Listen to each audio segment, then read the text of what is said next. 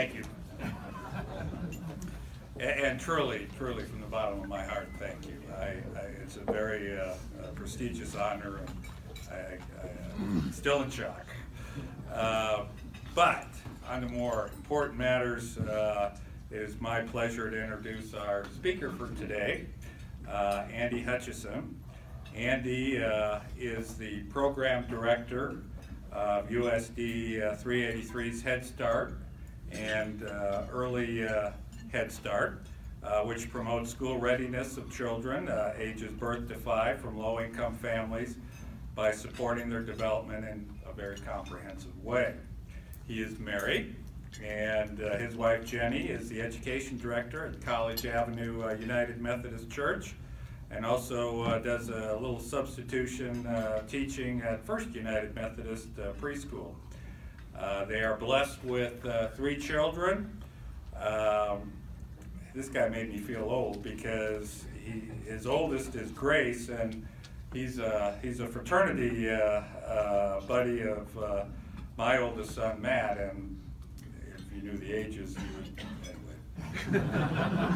The things you focus on, it's just, I'm not that old. Anyway, but yeah, you are. He's got a 7th grader, Grace, at Anthony Middle School. Drew's a 5th grader at Amanda Arnold. And Bryce is a 2nd grader, also at Amanda Arnold. And so he is also a fellow Rotarian.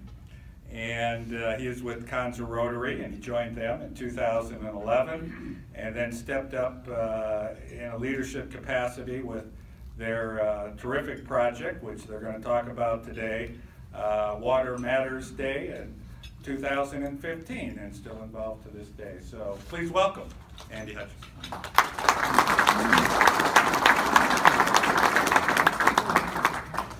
Thank you, Dick, and thank you all for having me here. Troy, I want to make sure I get my makeup card before I leave. There we go. Okay. So on behalf of our president, Trent Armbrust, and our president-elect, Rod Harms, greetings from Conza Rotary, and thank you for having us. So I'm here to present today on our Water Matters Day project. It all started with some conversation, a desire to come up with something that would help to define our club and what we focus on. And so we started looking at Rotary International's areas of focus.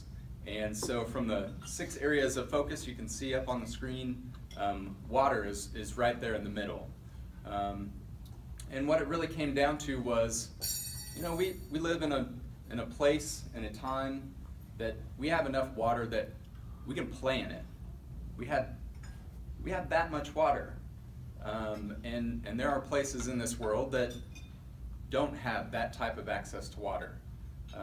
There are more cell phones in the world today than there are toilets. And so when children, when families, when people don't have access to clean, sanitary water, sewage, and those things that can have tremendous health consequences for them. So we came up with Water Matters Day. We're getting ready to host our 7th. We were working on the numbers of that yesterday. And so last year was our first shift from the City Park pool to Sunset Zoo. Part of that was we started Water Matters Day about the same time that the city pool opened, that those became a new reality in the community. And so it was a good way to partner there. Over the course of time, we kind of noticed that people really go to the pool because we have enough water to play in it. They go there to play and to have fun, and they don't really want to be bothered by old people telling them why water is important. So we have educational booths, and I'll talk a little bit about that. So we were approached by the zoo to maybe partner with them. They already had a water safari program that they do. So part of the funding that ensures that the zoo gets from the city is that they offer some kids-free activities throughout the year. And so Water Safari is the one that they host in August. And so you can see here that our event for this year is Saturday, August 5th. It's in the afternoon from 12 to 4:30. And so one of the great things about partnerships is you get the benefit of what each other brings to the table. And so kind of on the bottom there you can see some of the promotional materials that the zoo was able to do for us. So we've really rebranded the whole event, that it's Water Safari and Water Matters Day. So from the zoo's perspective, we had over 1,300 guests for this last year. I don't know that we have statistics from the number of people that we had from the pool, but I don't recall it being over 1,000 people. So it was definitely another good reason to make that move to Sunset Zoo, averaging over 1,000 people at their events. So quickly you can kind of see the zoo's comments on the difference of us being there and how those two things work together. So one of the things that we do is we're right there at the beginning of the zoo, and we encourage the kids and the families to do a scavenger hunt. And so they pick up a card, we slap some Rotary tattoos on them. For next year we had lots of requests for superheroes, and so perhaps if we can find some water superheroes, maybe we could add that. But Aquaman, yeah. But it's good to be able to see kids that have maybe never been exposed to Rotary or other civic organizations and running around and, quite honestly, having kids that don't really care what's on the tattoo. They just like having tattoos on their body. So, but it's a good way to engage, and some of us are pretty good about taking that opportunity, because it takes a little bit of time to put the tattoo on there. So you get to talk to them a little bit about what it is that we're doing that day. So I think, like I mentioned, the scavenger hunt helps to ensure that people get out into the zoo. I've been at events before where it's pretty easy to congregate where the food is. And so by having a scavenger hunt, things of that nature, it helps to make sure that people gives them incentive to get out to the entire zoo. So just a little picture about what you would be greeted with. Sherilyn and Lisa are fantastic faces, especially for our club, and so they've got a lot of energy and bring that to the event. So a picture of the tattoo application going on. So I'll talk in a little bit about the funds that we raise and how that occurs. But right at the beginning of the zoo, we've got our banners. Our premier sponsors this last year were Walters Morgan Construction, the Trust Company, the Steel and Pipe Supply through the Jack Goldstein Trust, and New Boston Creative Group. So this is a list of our educational booths and vendors. So these are the activities or the groups of people that kids are working through the zoo to see. So this picture here is Rod. He's got a rain barrel project, and so people are able to come and visit with Rod and see what the rain barrels are like. We have a couple of people from our Kanza group that had been to Panama, so they, when they went to Panama, they installed some water filtration systems, and so they've got those systems with them there, so they're able to demonstrate what that looks like, how it works, and what that means for the people that benefits from those. Otherwise, we've got a nice range of engaging folks there. The West Arc Green Team is usually one of the most fun activities that kids like to go to. They set up a water relay race that kids get to participate in.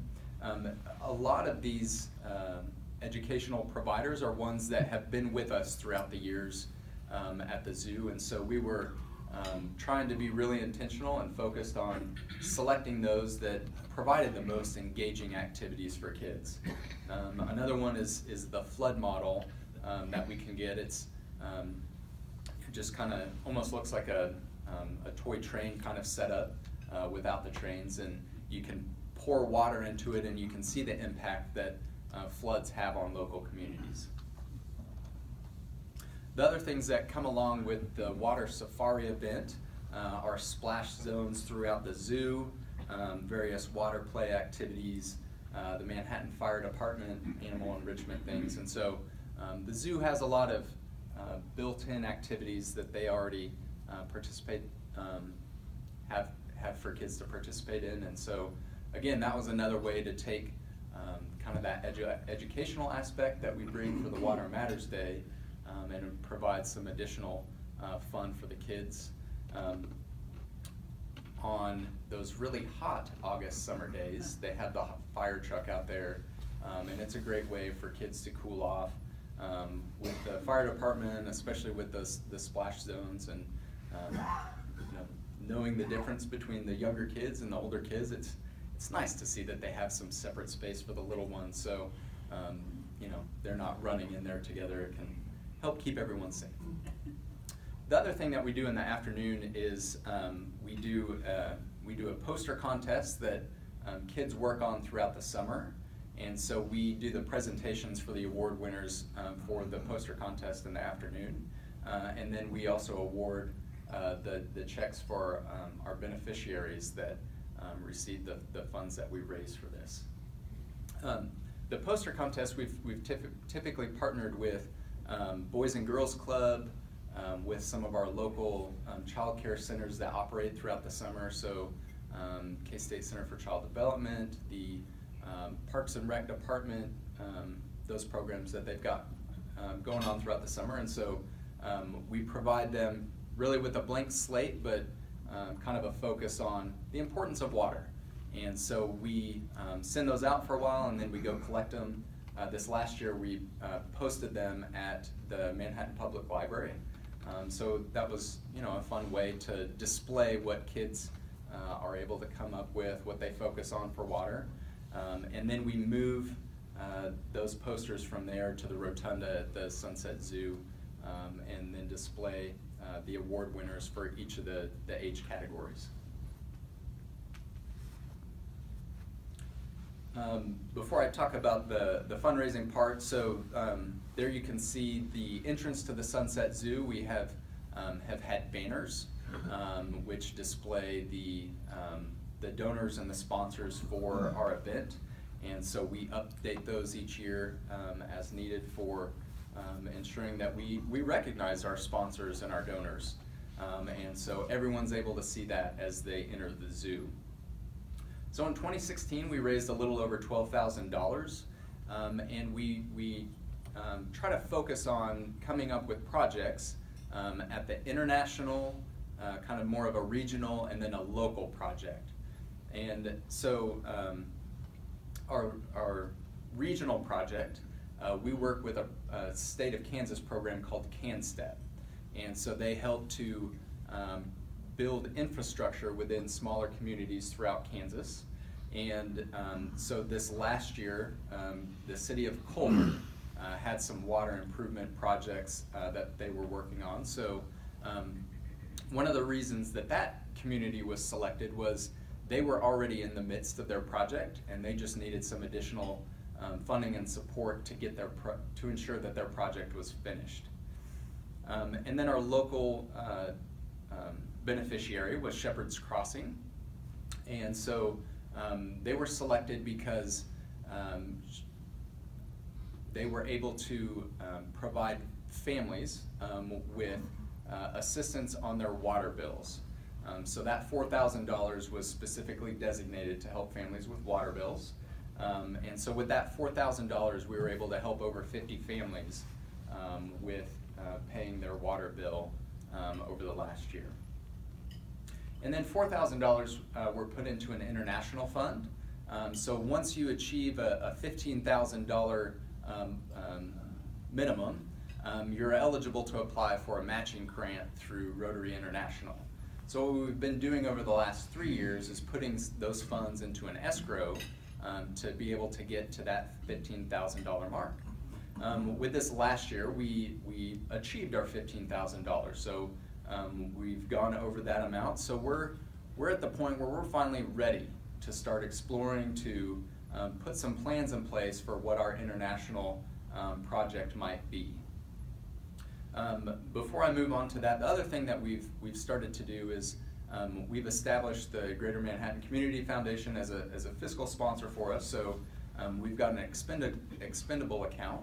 The other thing that we're doing is building an account that can be our endowed amount. So we haven't reached that 10,000 mark yet to be eligible for the match, but with our Grow Green Match Day this year, we're about halfway to that mark. And so our hope is that once we reach that endowed status, that that will ensure sustainability of our water projects, whether that's our continued Water Matters Day or other water projects that are important to our club.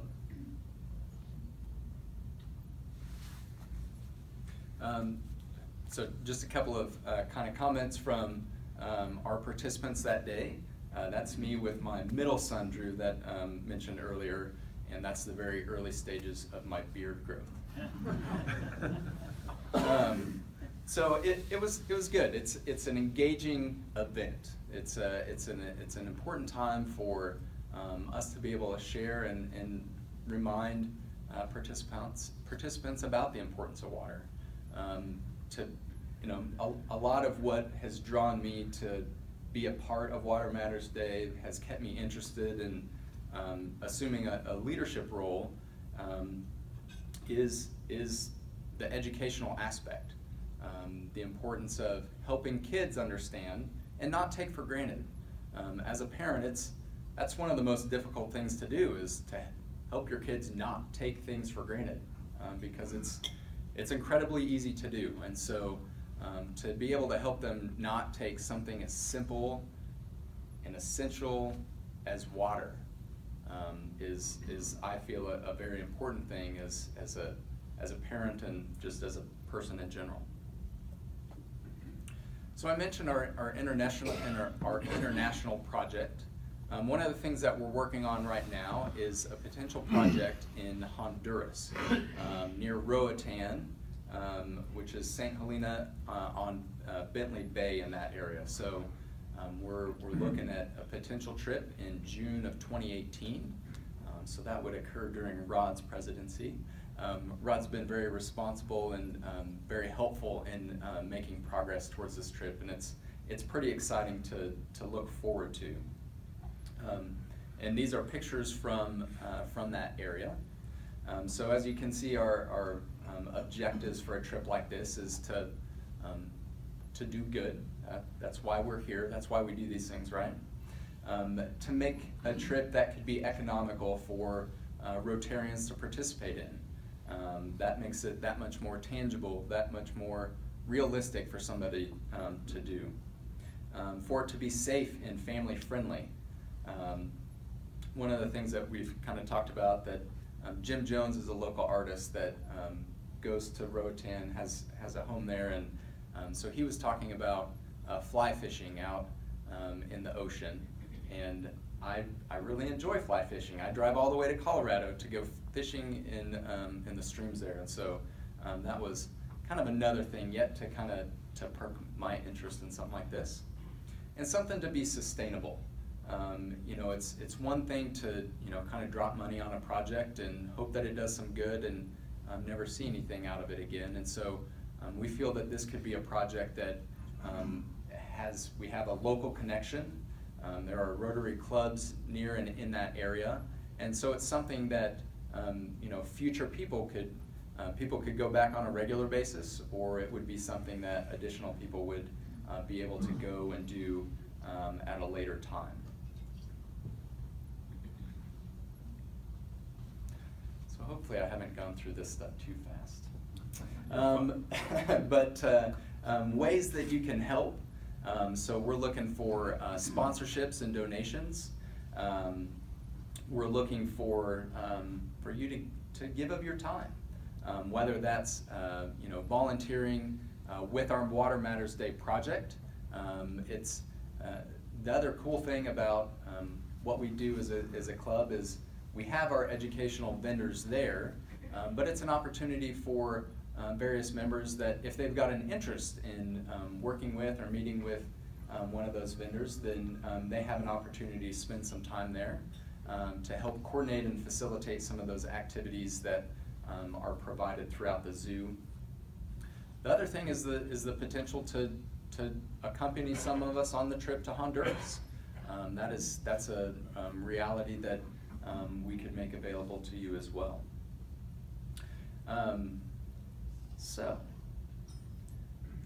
As you can see, Water Matters Day, Water Safari is on Saturday, August 5th in the afternoon from 12 to 4:30. We'd love to engage your interest, engage your participation, and I suppose at this point I will open it up to questions, or if Rod or Trent have things that I left out and wanted to make sure that we get covered with you guys, now would be that time. Yes, ma'am. What specific things will you be doing in Honduras related to Rotary? So filters has been one of the options that we've talked about. So right now on the island, there's essentially a cement cistern that sits up on a hill. And so that is where the water is collected. And then there's pipes that run from that cistern down into the local community. And so in some places, gravity is responsible for getting the water to the localized area. But then there's also the process of getting it from the pipe to where it's needed. And so there are some people who will spend their time scooping water from where it comes out to into buckets so that they can then go use it as they need. So we've talked about closer water filters for what we would be doing there in the village, as well as putting together plans for, well, we haven't put together plans, but talking about making plans for another localized tank that would be closer to where the community is. So building that out of cement blocks and making that a closer reality for them. Thank you. Yes, sir. Has Rotaract worked with you on these projects you're talking about? Rotaract has not, we don't have a formal relationship with them participating in this. We had several members participate in their Walk for Water event that they had earlier this spring. And I would say that our relationship with Rotaract has strengthened since the last couple of Water Matters Day projects. So we are certainly hoping and anticipating that we'll have greater participation from them for 2017. Well, you're to be commended for what you're doing. This is great. Well, thank you. Dr. Shannon. Andy, earlier this winter, Jackie McCloskey of the Department of Agriculture spoke here, and she told us that the most asked question as she travels around our state has to do with water. I wondered if they are one of your partners. They have not been a partner, but that's perhaps a good opportunity to explore right there. The water model that we get that the city then uses comes from the Department of Agriculture. And then that CAN step is actually a Department of Commerce project to help with. Susan, why Culver, Kansas? Because we looked it up. It's really small. It is extremely small. And so I think part of the, so what we did with the CAN Step project is there are, and I'll get to your question, but there are multiple communities that apply for and work through the CAN Step project through the Department of Commerce. And so what we did was reach out to the communities that are already part of the CAN Step process and had them apply for additional support and funds for us. And so we picked the city of Culver because one of the best things was that their project was ongoing. So there was the our funds or support were going to have an immediate impact. It wasn't, some of the projects could have had, you know, a period of time where they hadn't started their project yet. And so that was one of the things that we liked, was those funds were gonna have an immediate impact on that project. And so I grew up in Salina, so Culver's not too far from there. And it is a tiny little town. And so I think in Kansas or wherever you go, tiny towns like that don't have the infrastructure and support that they would have within their own communities, and as a bigger community like Manhattan has, that we're fortunate to have here. Yeah. Okay. All right. All right, any more questions?